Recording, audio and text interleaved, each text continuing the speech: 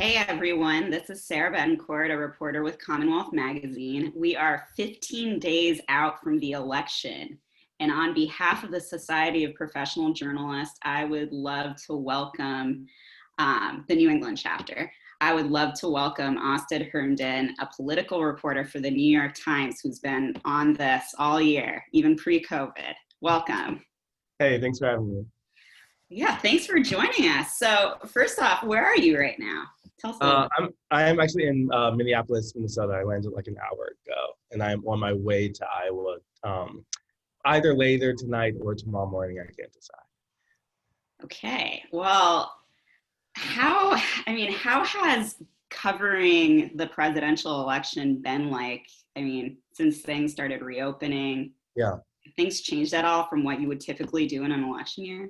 Yeah, certainly. I mean, the trail has changed so much that, it has really changed the ability for us to go to events, for us to see and meet voters where they are. I mean, as I'm sure you all know, even with, the Senate and other stuff that you had this year, the ability for folks to get out there, for candidates to get out there is so drastically different that it in turn changes the way you have to go about it. So, I mean, for that first month or so, I was very much in New York, just trying to do things by phone. That was like peak of the like VP silly season.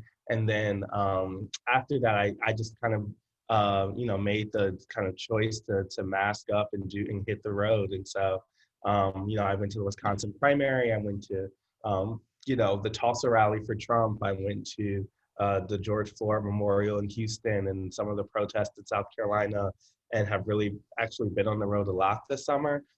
It has been hard, even when you're there, to make sure you're finding people to tell rich stories still. But I think it's something I didn't want to look back on this year and this time and feel like I didn't, did I miss something or wasn't able to get out there? So I just decided to take the shot. So we're a few days out from the next presidential debate, and it's been a few weeks since the last one. There was the VP debate. Yeah.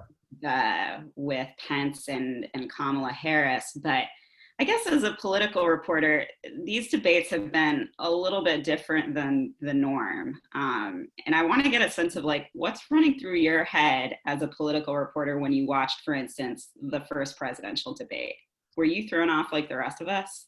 I wasn't. I think that we have been so trained as to expect that level that, I came in feeling pretty confident that there was going to be a disaster. I did not, to see a disaster is still shocking play out, but it wasn't, I don't think it was a level of surprise. I think that, we should expect the same thing 2 days from now. I think that we're dealing with, most importantly, a president who does not feel the need to cater to those conventions. And then at the same time is very deep in his bubble of Fox News, conservative media, and is only going to play the hits from that. And then I think even more so, it's just kind of personally annoyed at Biden at this point. And even from the advice from what we know folks are telling him to do, when he stands up there and he looks across, he just doesn't like the guy and then goes off. And so, I think that is what, we have come to expect. I think it is, from a voter perspective, still very exhausting. I think there's the personally what you can know is going to go into it and what it's going to look like. But then you have to also, I think, from an election standpoint, know that not everyone else is as steeped in this as you are, and that they're coming to that first debate thinking there's going to be an exchange of ideas, and then really shocked and pushed by that. And that's what we saw, is that the president's numbers really tanked from there because people didn't like how he acted. And so, I think that basically this whole year has been a referendum on him and especially his handling of the virus. And I think with his own diagnosis, with that debate, we're all still careening to that same point, whether he wants to admit it or not. And so Biden's been leading pretty much for a while now. And I think the most recent Upshot AP polls had him leading by double digits back on Friday. Do you think there's anything that could be gained from these debates in terms of education of undecided voters? Because of course, you watch CNN and you see people at the end who are supposedly undecided. Yeah. And I always wonder, are those people truly undecided? Are they just saying what the pundits want to hear? What do you think about? I think that we know that there are fewer and fewer undecided voters. There are fewer people interested in third-party candidates than there were last time around. And so, I mean, I don't think that those people are wrong. You know, I think that if there's anything I know about undecided voters, even in a primary to a general, it's that they have like a wacky intersection of feelings that are all true at the same time. You know, I remember talking to people in the Democratic primary who were stuck between Bernie and Mike Bloomberg, you know, and you would think that those things are conflicting views, but it's not necessarily about the ideology or what, it's about a kind of strong presence and well, all that stuff that folks can make their decisions based off of. And so it doesn't, I mean, I think CNN certainly has the ability to convene 20 of those people in a room. But what we do know is that I don't think that that is necessarily, we have to match that up to what the evidence is telling us, which is that the majority of swing voters and undecided folks are motivated by the virus, have disapproved of Trump's actions, and to this point, find Biden pretty acceptable, albeit as a vessel to remove Trump. And so I think that what this debate is another exercise for the Trump is to like, can he change the steadiness of where this has been for months? Can there be something that really moves the needle? I mean, all it looks like he's gonna, you know, play the Hunter Biden card, and that is not what we know that folks care about. But you know, I think really at this point, you know, Biden's gonna do everything he can simply to just not take on any damage. So minimizing any risk or mistake, because they think this election as it's trending now is a Democratic win. And yeah, I mean, that pretty much plays into what I was going to ask next, which is what's the biggest issue for voters right now? And I think everybody would say pandemic. But like, what about the pandemic is really hitting home for undecided voters? Like, do you think it's about losing jobs, about housing? Like, what are you hearing out there? I mean, I think it's all of those things. I mean, I would say that for one, it's kind of there's two parts. There's the retroactive, how did the president handle it, right? And there's the looking forward of like schools and jobs and opening the country and the like. And so you both have Democrats making kind of two-pronged argument that one, like we are in this point because of Trump failure of the past. And then also, who do you trust to change and who can make the situation better in the future, right? And so like, so Trump doing stuff today, like attacking Fauci by name, both hits on both of those fronts. You both have the person who Americans have most clearly said they kind of respect on the issue being attacked by him. And then it signals his willingness for in the future to not be on one accord with the folks in his own, the science commission on the issue. And so I think that is the kind of way that people are seeing it, is like, are we here because of a federal government mess up? And that's one side. And then the second one is, who do you trust going forward to deliver a thing like a vaccine, to roll it out properly, to limit deaths going forward, to model good behavior, all of that. So I actually think that's where the president's own diagnosis actually affected things. Not necessarily like he looks weak in like the public health sense, but that what was happening in the White House mirrored what a lot of voters already felt was true about the country, which is that they weren't taking it seriously enough. And I think that is the kind of feeling that the spread among the White House and Trump's advisors reinforced. And so when you're on the road, do you get a sense from any voters that you've interviewed that, they think Trump didn't do a great job with the response of this, but we don't think Biden could do much better, so we're going to stick with Trump? Is that something you've heard at all? I mean, I think that is kind of Republican view. I mean, there'll be even Republican. I mean, that's kind of what you hear from congressional Republicans right now, right? Like, it's like, hey, he didn't do great, but there's some wishing of an ability to change, or there's something I think he'll do better the next time around, and the like. And so I think that's actually the spin you're hearing from what we consider a more partisan Republican lens right now.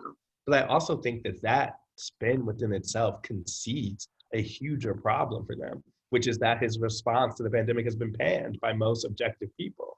And so even the workarounds that they're trying to create, what you hear, again, most from swing or people even who voted for him 4 years ago, that kind of, there's the people who voted for Trump because they were base Republicans, and that crowd isn't going anywhere, right? And then there's the people who swung to him at the end, who really moved the election, particularly in these battleground states. And what we hear from that crowd, particularly a certain suburb or whatever, is that the way that they have reacted has not been good, and that Trump doesn't show an ability to change. And I think that is the exact message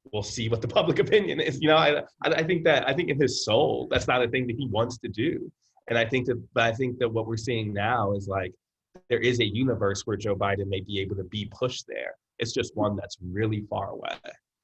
I mean, I think we're in the universe where Amy Coney Barrett is going to be confirmed. Yeah, I mean, that seems... There's sort of no doubt in my mind that that's going to happen before, the end of Trump's term. And in that situation, there's just such a shift in the court ideology. And I mean, I don't know if that's the thing that would spur Democrats to further consider expanding the Supreme Court.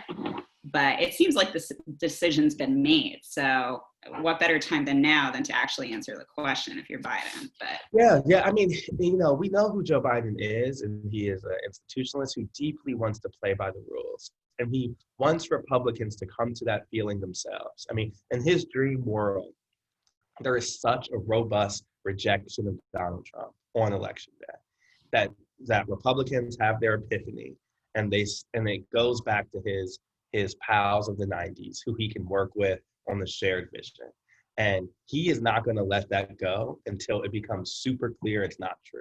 And no one can say definitively that's not true until the day after, right? And so I think that until then, we're going to get these very calibrated statements that hold out the possibility of this thing happening, because in his heart, that's what he wants to happen. So that brings me to his running mate, Kamala, who's been, she hasn't also leaked anything or said anything that really differs from Biden on adding to the Supreme Court from what I've read so far. And it seems like you've really made a study of her with a lot of your work and a lot of your features. And I read your feature on her time at Howard and was like, oh, wow, this is really interesting. Do you think her time there at Howard, which for people in the audience listening, it's a historically Black university, do you think that her time there framed the messages she's bringing to the table right now as a vice presidential candidate? Yeah, I think that she has a really interesting life. And I think that one of the things that I remember I covered her primary campaign. I remember she did a book signing in New York right before she announced president, one of those fake, I'm just doing a book signing, but I happen to be going to all these places that raise money. And I remember the headline of that thing being, Kamala Harris is like hard to put in a box. Maybe that's the point. And I think that's really something that has been true, has really rang true over the last year and a half. I've had like these dealings with them and her, is that she's a complicated person who has had a really interesting life. I mean, born of activist parents in Oakland, moves to Canada after parents are divorced, goes to historically Black college, then becomes a prosecutor over her friends' objections to become a public defender. And there's all of these kind of iterations that are happening here. And I think people sometimes forget, when she becomes a senator in 2016, that's the first legislative role she's ever had. I mean, this was someone who was really in reactionary roles as AG, as, those are executive positions. Those aren't like, I'm not trying to say that they're not, but they're not like see the forest roles, right? Like they are purely executing things. And that's frankly what people say about her, is that she's good at doing that.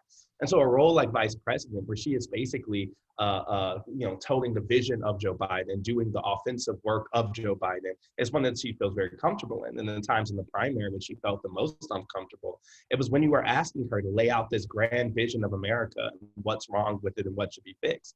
Frankly, that's not what she's been asked to do for most of her career.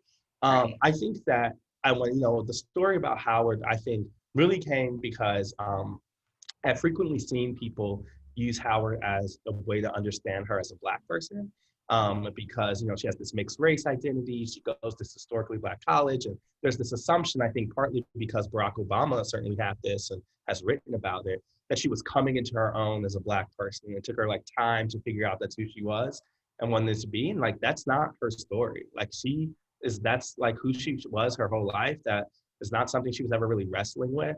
And I think the time at Howard, as the story talks about, was about politics. It was about how these kids of the civil rights movement basically rejected the radicalism of their parents and really wanted to step into the institutions that had been that weren't available to them.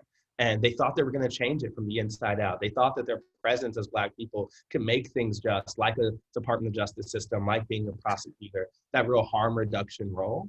And I think it helps explain the kind of path that she helped take, and the one that she really believes in, that representation, that bringing people with new experiences will make things more just and better for people of color. And so just reading about her when she was running in the primary, I just thought, wow, I feel like her parents were probably even like they were actually progressive, whereas she might be, left or liberal. But the idea I got was, okay, her parents might have been more sort of in the line of the Bernie Sanders Democrat as opposed to the Joe Biden sort of person. Yeah, I mean, her parents were Yeah. leftists, like real hard-on leftists. I mean, it's the same with Pete Buttigieg, honestly. We had a weird primary of like the children of like radical leftists who actually ended up like being kind of not as they run for president, but that's how the cookie crumbles. It's so intriguing to me how the apple always falls a little further from the tree. Yeah.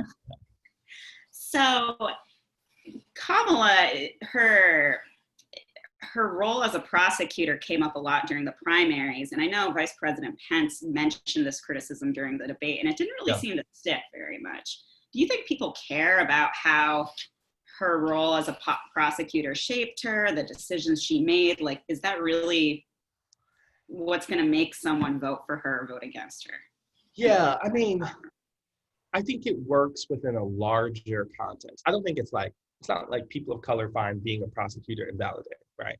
I think, especially for a young progressive crowd, it was part of a career where it was not always certain whose side she was on.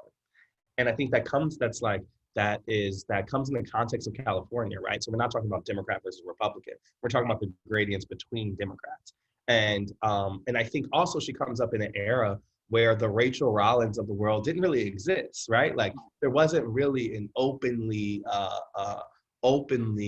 against kind of the concept of incarceration, embracing these like big liberal progressive ideals, but from that side. I mean, if anything, Harris thought that's what she was embodying, right? She thinks of herself as the Kim Fox, Rachel Rollins, Larry Krasner's of her time, And I think that is partly because the window of possibility of that time. I mean, this is the era in which the Joe Biden crime bills are running rampant, right? And so I think that some of those things are things she thinks that I was still providing good outcomes for people. But I mean, I think that like going forward, it works within the larger thing. I think what we're going to see if she becomes vice president is, can she create a personal brand that really does merge a Democrat and progressive wing, right? Like I don't think, or is she going to lean into the modernist? I mean, I think that she still has room and space to decide, but I think there has to be a decision at some point. I think one of the things that the primary didn't let her get away with was kind of existing in between all of those universes. And I think that that's something that if we see a Kamala Harris 2024, I wonder if they're going to try to play that same role, or they're going to pick a home team. Now, do you think that Kamala Harris's her platform, I guess it has to sort of melt with Joe Biden's, but the way she's structured herself to the public on criminal justice reform, has that changed at all as a result of what's happened with George Floyd and the killing of Breonna Taylor? How has she responded to that? So I think it starts before that. I did an interview with her when she announced her criminal justice plan. And I remember at that point, it was a full circle moment. I mean, these were things that she was specifically rejecting throughout her career that she was starting to embrace. So things like independent investigations around police killings, right? Like things like about civilian review boards. Yeah. And so, I mean, she was, I mean, there were just I can't remember off the top of my head now, but there were just a number of things. I mean, even when we talked about ending cash bail, that was like not something she was supportive of in the original iteration, right? And so I think that In that interview, though, we're going back and forth, and I'm trying to get her to talk about what happened, right? Is it just you're running for president? Is it just like, what if it's not that? And then, no politician wants to say that, right? Like, what is it then? And she ends up saying a quote that's in that story that the political winds have changed or something like that. That she always had the instinct, but that there was more space to do those things now, and that she's stepping into it. And so I don't think it's George Floyd or this summer. I think this is a combination of years of of Black activism that has created new possibilities and has pushed people like Kamala Harris. I think the for that crowd, just being a person of color is not enough, right? The representation question was not enough. These are the same people who were pushing Barack Obama when he was the president. And so I think that the idea of her as a vice president would be a historic one, and would be one that I think would be very interesting to see how that role is played when there is a George Floyd of next summer, and when there is because the actual issue isn't going away. Well, how would she react to that? How would Joe Biden react to that? Two people who have played Joe Biden's played a huge role in shaping our modern criminal justice system. And so, or would the burden fall on her as a person of color in the administration? We'll see. Well, I was wondering, that was my question. My next question was going to be like, how does she reconcile being the vice presidential candidate and on the same ticket as the man who so significantly shaped criminal justice reform in the mid-90s? I don't think that's something that people reconcile in a moral way. I think that's something, folks are taking the political opportunities that are in front of them, And so in the primary, she made that argument about Joe Biden's past, very famously. Yeah. And it didn't move people to her corner. It didn't, change. I think people actually, though, misremember the Kamala Harris Joe Biden debate moment. I think because it didn't work out, people are under this impression that it was somehow a flop. And I'm like, oh no, like when that happened, I remember being in Miami, and after, everyone thought she was going to be president. I mean, like it was like, oh, finally, all of the promise of who her campaign could have been has come to be. But then the next 2 days show you the shortcomings of that. It was clear they hadn't thought through her own position on school segregation. The kind of next steps of it all kind of collapsed. And so I think that that's the thing that, a Harris of the future, or maybe a future President Harris, puts together, is those second and third steps, when she is very good at the first one. So I know since you worked at the Boston Globe, you're really familiar with a lot of the elected leaders and faces here. Do you see Kamala Harris as being left the same as or to the right of Rachel Rollins, for instance? I would say she's not. Rachel Rollins is to the left of Kamala Harris. Yeah, I was getting the same impression, but I wanted to hear from you. So, all right. I guess, what are some of the things that you're seeing in the last couple of weeks of reporting? And I mean, I'm not asking you to tell us what big story you're working on next, but are there any trends that you're seeing while talking to voters, for instance? I mean, I think that I think we know what this race has been for the last 5 months. And so basically I'm looking for, is there anything that happens, and the threshold should be really, really high, that changes the parameters of the race? And like our polling from the Times shows that the Supreme Court death didn't change people's opinions. That, the Kenosha shooting, the Portland, that all of these things that have happened have not actually shaped the horse race question of the race. And so I think that our threshold should be very high, but if there is something there that changes it. The second thing I'm looking for is access to the ballot. It's just like where these states that are particularly transitioning the mail-in ballots for the first time, this litigation that's happening all across the country, are we seeing something that means that either that is changing the way that the electorate looks, or is blocking access, or kind of suppression, or like that, those kinds of questions.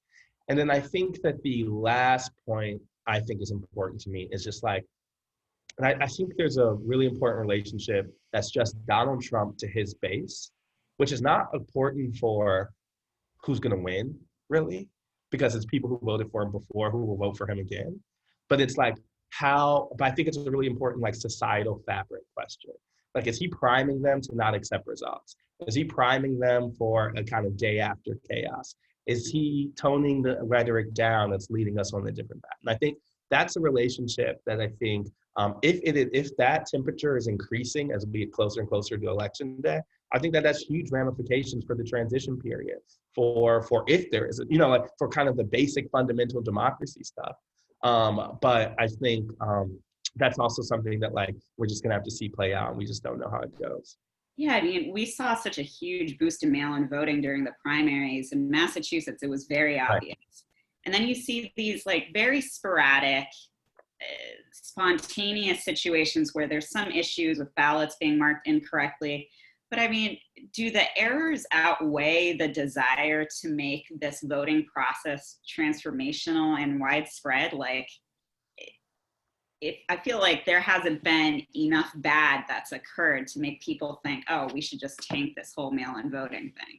Oh, yeah. I mean, I think that we know that the majority of American people feel good about mail-in voting, right? And I don't think there's real reason for them not to at this point. I think we have isolated incidents. I think we have kind of kinks of a system that is figuring itself out and doing a new thing for the first time. But it's also true that a lot of states have been getting their folks comfortable with mail-in voting for a long time and are really just, and some of the rest of us are playing catch up to that. And so I think that, I think it's going to be important for us not to make huge projections because we don't know what the election day turnout will be. We don't know how this is reshaping the electorate. But I also think that for most of what we know, people feel pretty good about the prospect of mail-in voting and pretty much trust the system. It's just that the people most specifically like Trump's hardened supporters who do not, I still think there's gradient levels of that are important. Is it they don't? Is it they are actively opposing it? Is it they're showing up as poll watchers to stage? Like what level of distrust is that? I think is a huge variable for the next 3 weeks. Okay. Well, we have some questions from the audience that I have been asked to ask you. So yeah, actually, a water break is a good idea. Sorry, yeah. Let's have our Marco Rubio moment here. Does this make this brighter? No. Sorry. I'm just fine. All right. So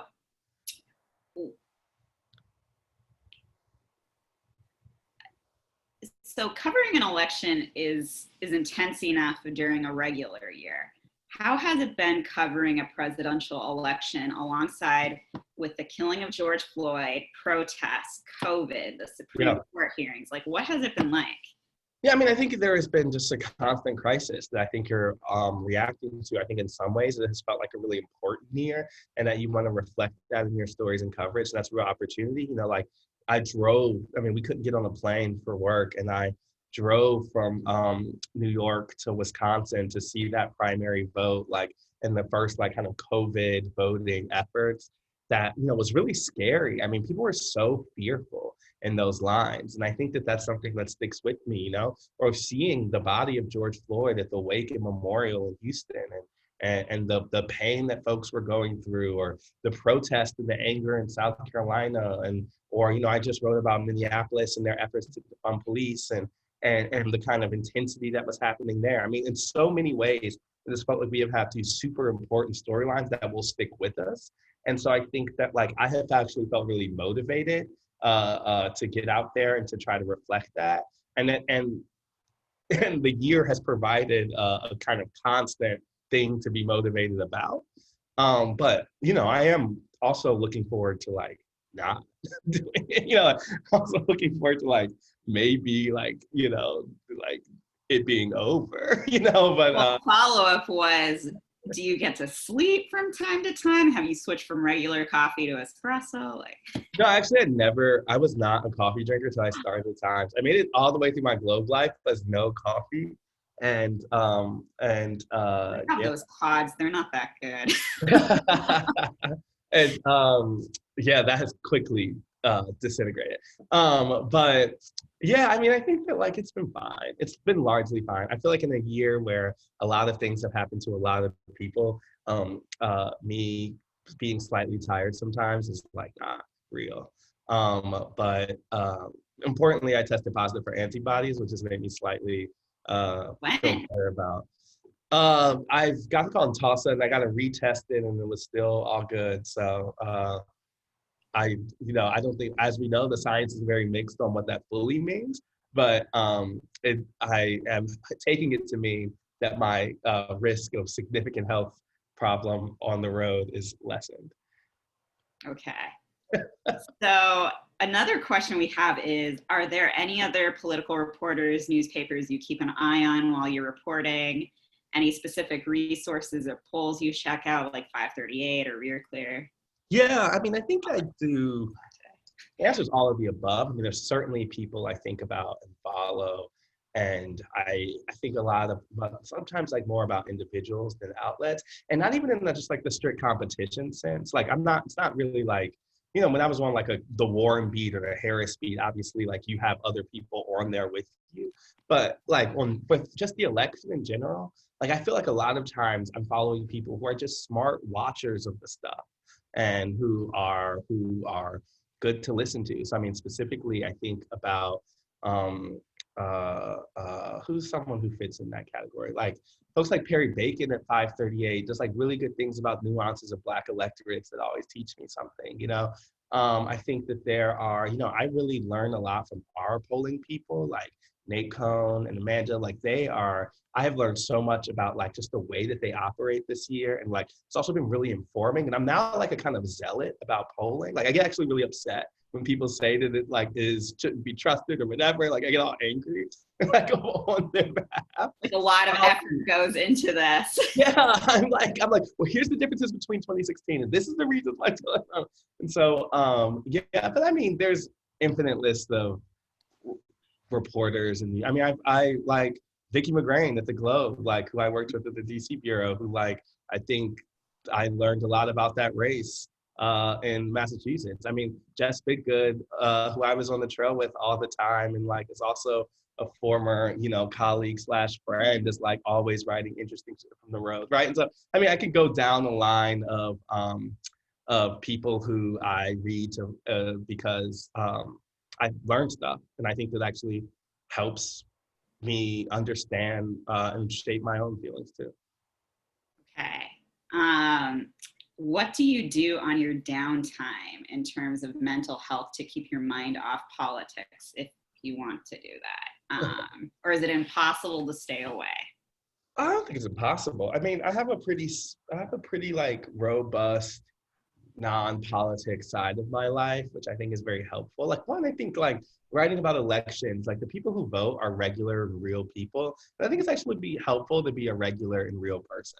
And I think like sometimes political reporters can like go off the deep end. And then like there's something very normie about elections. And I think that you should like keep a normie life. And so that's a very long way to say I try to make sure my only rule for podcasts, or mostly podcasts, is that they can be nothing about politics. I do not want to listen to anything that's about the election or even remote modern political history.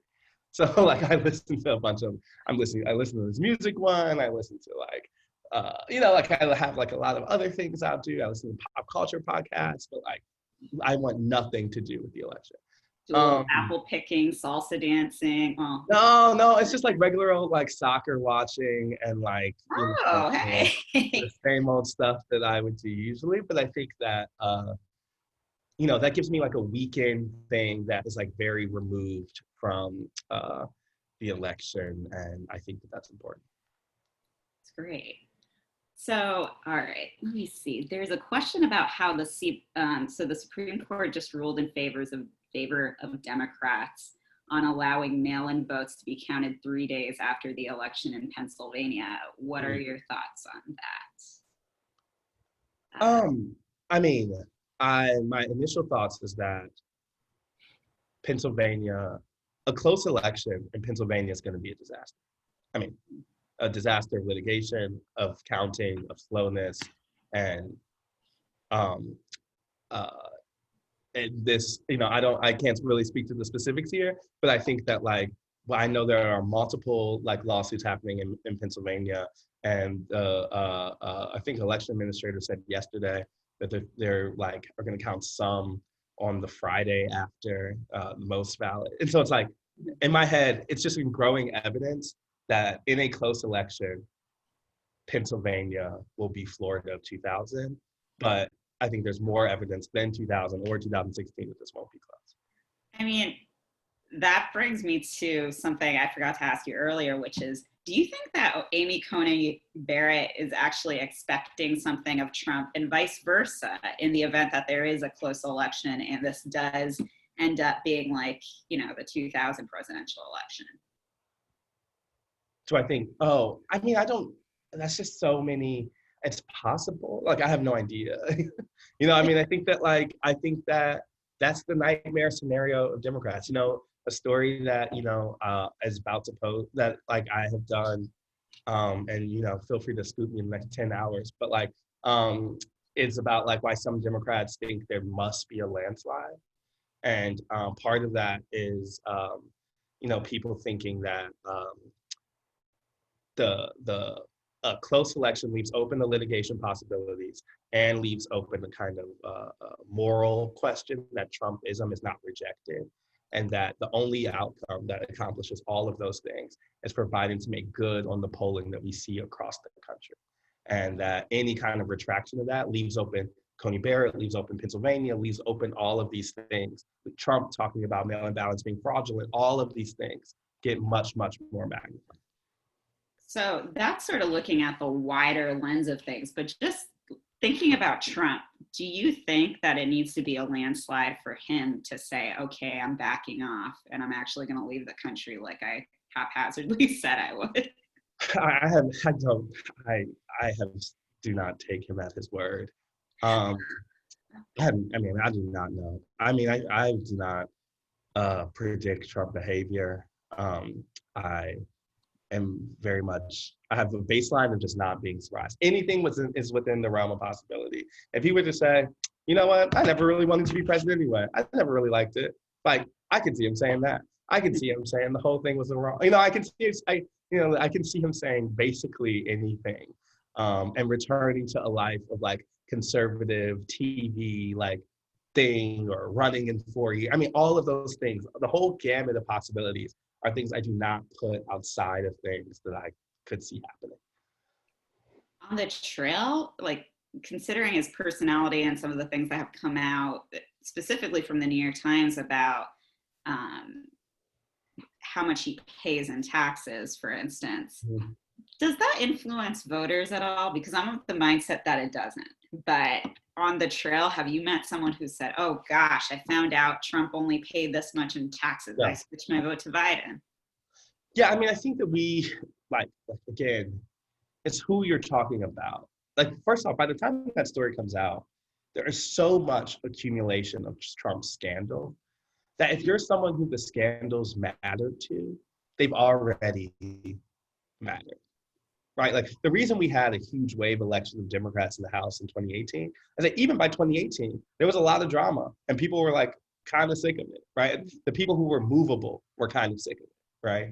And so I think that person has continued on that path, but the person who is a Republican partisan, who is part of the 95% of people or 90% of people who will vote for him again, then yeah, obviously not. The taxes are not going to be the thing that moves them on that front. But I think that, one thing I do think is true, and that, from Trump rally to Trump rally, is like there's a group of people who love the performance of his, like, not his politics, but the performance of his politics, like the rally, the tweet, or whatever.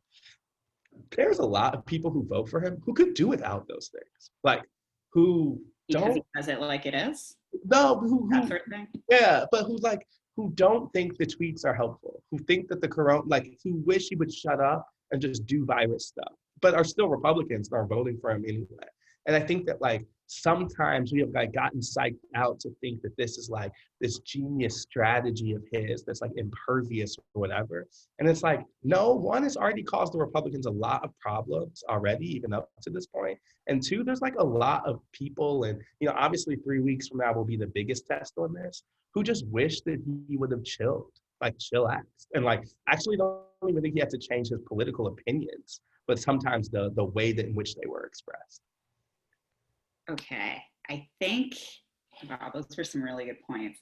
I don't have any other questions from anyone else on the chat, but I did want to ask you one final point, because you did mention your thoughts on polls. And I've been seeing things all weekend about, okay, Biden's ahead in the polls. Right. Look at where Hillary was in 2016. Right.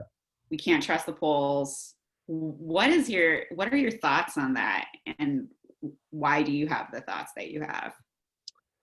Okay, I am of the opinion that what really failed in 2016 was our communication about polling, not really polling. It's like we as journalists and pundits failed to communicate what we knew and didn't know. And I think we created a false sense of expectation that people have ascribed to polling, but that the actual polling from 2016 was not crazy off. Like the national polling that had Clinton at +4 ends up being about +2 or 3, right? Like on national vote. We knew that we didn't have a ton of polling in states in the final days of the election, but we weren't communicating that uncertainty, right? We knew that things had tightened towards the end of the summer, but like we weren't communicating that uncertainty. There was such a lack of possibility or lack of imagination about Trump winning. Then when I think about places like 538, who Lord knows, sometimes I read something and think that they're like communicating oddly. Like for them to say that Trump has a 30-something% chance of winning last time, that's not insignificant. Like that's like a real thing in which should have been communicated, can and should happen. I actually think that we have not done the opposite this year to communicate how much differently this year is than 4 years ago, how we have more robust polling, how we have better state polling, how we won't have those blind spots in the final days like we did, how places like the New York Times and others have become polling outfits who have invested a ton of money into doing like their own unique battleground state polling that is actually giving us a way better lens into these places than we have 4 years ago. And so I think that we have also communicated these like doomsday, it's going to be tied, if what about this, what if every poll is wrong scenario, when in reality, it's not the same. I don't think we should expect, or I guess the way I would communicate this in like good polling terms is the chances that we have a mistake that are as bad as 4 years ago are a lot less. And I think that that's not to say that they cannot be wrong, but it is a different landscape. And I think we are doing a disservice to readers if we do not communicate that. Do you feel like the context that we're in leading up to the election, what the pitfalls are of certain polls are being communicated properly to the public right now, as opposed to 2016? I think that we are all so scared of hedging, that we're doing so much hedging right now, that I think it's fine, right? Like everyone's like, Biden says this, but Trump can still win. You know, no one can say two sentences without, but Trump, it will tighten, and blah, blah, blah. So much so that we were projecting tightening onto things that weren't happening. Kenosha happened, George Floyd happened, all this stuff happened, and it's gonna tighten. And it's like, we are actually going on the opposite direction now because we don't actually have evidence that that's what folks are caring about. And so I think that we should say, hey, ballot access can make polling wrong, right? Problems with the rules of the game can change it. But do we have a much better window into where the public is on these candidates than we did 4 years ago? Absolutely. Okay. And before we close it out, we did have one last question, and we're talking about what voters care about, but also something Trump has always been not shy about is how he feels about the media. When you're on the campaign trail, how do Trump supporters treat you? Do they talk to you? Do they hate the media the way Trump does or say he does? Like, what's the back and forth like? I mean, I think it's a little bit of a mixed bag. So in group settings, it's like, it's very dramatic. So when he does the booing or the yes, it's just exactly how you see on TV. It's very all hissing. And talking to people one-on-one, I've actually found very easy. They want to express their love of Trump. They want to take on the media and tell them how they're feeling. And, particularly for me, Black people are few and far between at this thing. So you become this kind of like mini curiosity of like, why is this person here? Which is often I'm like, hey, I'm here. I'm from the Times. I want to talk to you about this. My pitch to them is always the same. If you feel like places like the New York Times are not representing your belief and opinion, here I am to ask you these questions and you can give me these answers. And so I think that that experience has been one that has been informative, but I've also had really bad ones. I mean, I've been kicked out of restaurants. I've been called an N-word. Have had things that, I certainly think are challenging and racist and all of those other things. But on the whole, I always tell people, like 70% of time, Trump rallies are way easier than you would expect and like way more comfortable. And then 30% of the time, it's way worse. Huh. Like, what happens when you're in those situations where you're being called derogatory names, you feel uncomfortable? Do you just sort of plow through it? Do you tell your editors? Like, what happens?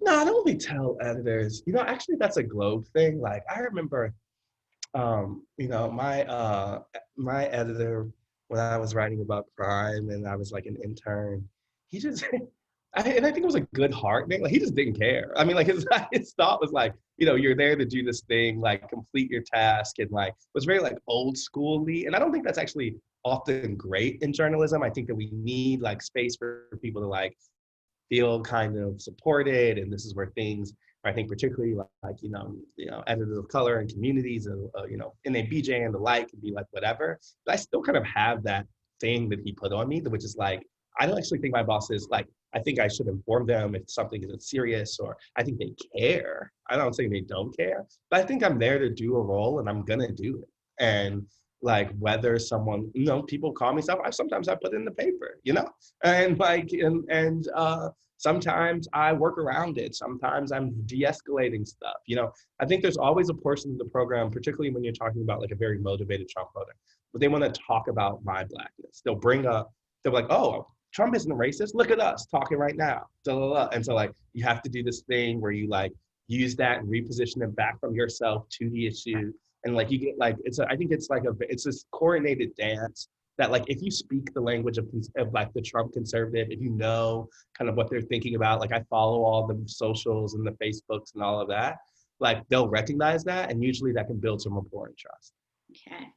Well, thank you so much for joining us, Astead, and I want to thank the audience for joining us as well. Is there anything else that you want to add that you think is important for, readers, listeners to know about, politics leading up to Election Day in 15 days? I don't have anything on the top of my mind. I think that we covered the things that I'm thinking about. Everyone just feel free to reach out, or if I can be of help in some sense. And, I'll see you all in Boston for Woo Wash 2021. That's great. All right, guys. So thanks a lot for joining us. For everyone else in the audience, be sure to, I'm not reading the right thing. So Society of Professional Journalists, the New England chapter, is having a discussion on election polling with the managing editor of 538, Mika Cohen, tomorrow night at 7. You guys should totally watch it, especially if you've heard Astead's remarks on polling and, want to dive a little deeper about what that looks like in 2020. All right. Thank you so much, guys.